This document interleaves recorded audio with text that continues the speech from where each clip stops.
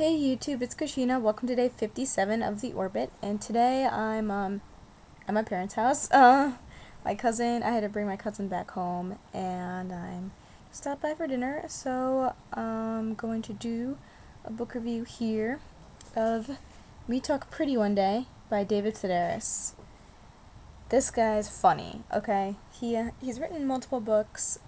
This is the only one actually that I've read completely. Plan on reading the rest of his works. It's just, I have a lot in the queue of reading, so. This is a #1 national bestseller, by the way, and it's really interesting story because it doesn't really have a plot per se. It's kind of like an autobiography. He talks about his childhood, growing up in North Carolina, in the suburbs. He talks about moving to France with his partner, whose name is Hugh, I believe. He talks about what it's like to live in New York and work like little odd jobs. It's just it's a hilarious book. This book's title is called Me Talk Pretty One Day because David Sedaris has a lisp, and he goes into it at one point talking about how he used to have to do speech therapy when he went to school. And his speech therapist, her name was Miss Sampson. So let me just read to you part of the book. Miss Sampson instructed me, when forming an S, to position the tip of my tongue against the rear of my top teeth, right up against the gum line. The effect produced a sound not unlike that of a tire releasing air. It was awkward and strange sounding, and elicited much more attention than the original lisp. I failed to see the hissy S as a solution to the problem and continued to talk normally, at least at home, where my lazy tongue fell upon equally lazy ears. At school, where every teacher was a potential spy, I tried to avoid an S sound whenever possible. Yes became correct, or a military affirmative. Please became with your kind permission, and questions were pleaded rather than asked.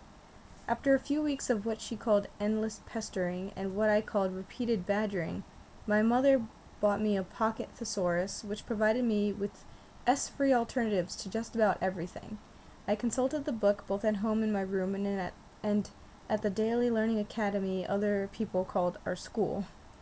Ancient Sampson was not amused when I began referring to her as an articulation coach, but the majority of my teachers were delighted. What a nice vocabulary, they said. My goodness, such big words. And so it was like a battle over his lisp. He talked about his life in France and stories of him trying to communicate without knowing French at all.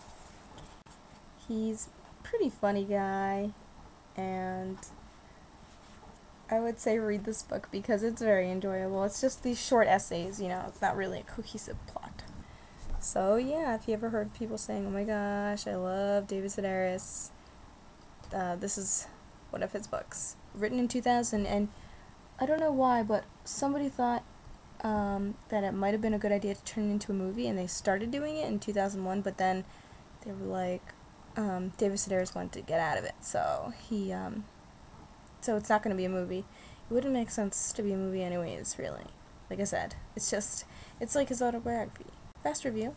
I would have sang for you to, as Ergo put it, make up for yesterday's 2 videos on the Odyssey, because I had to split them into 2 books.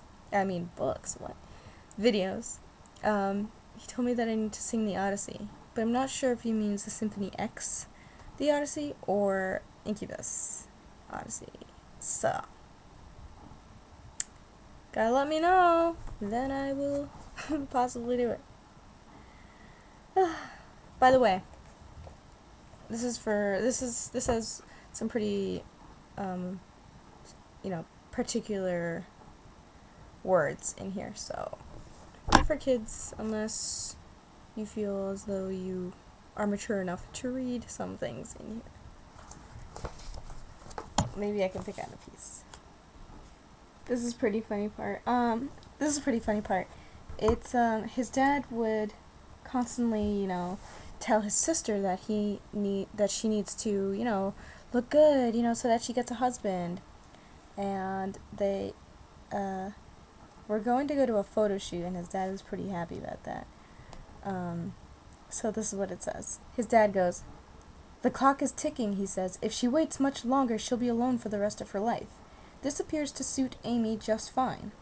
When my father phoned asking about the photo shoot, I pretended to know nothing. I didn't tell him that at the scheduled time, my sister arrived at the studio with unwashed hair and took a seat beside the dozen other New York women selected by the magazine.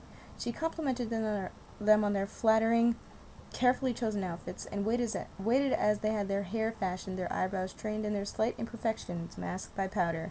When it was her turn at the styling table, Amy said, "I want to look like someone has just beaten the out of me." The makeup artist did a fine job. The black eyes and purple jaw were accentuated by an arrangement of scratch marks on her forehead. Pus-yellow pools girdled her scabbed nose, and her swollen lips were fenced with mean rows of brackish stitches. So that's it, guys. I'll see you tomorrow on day 57, and, oh wait, today's day 57. Day 58, yay! Bye!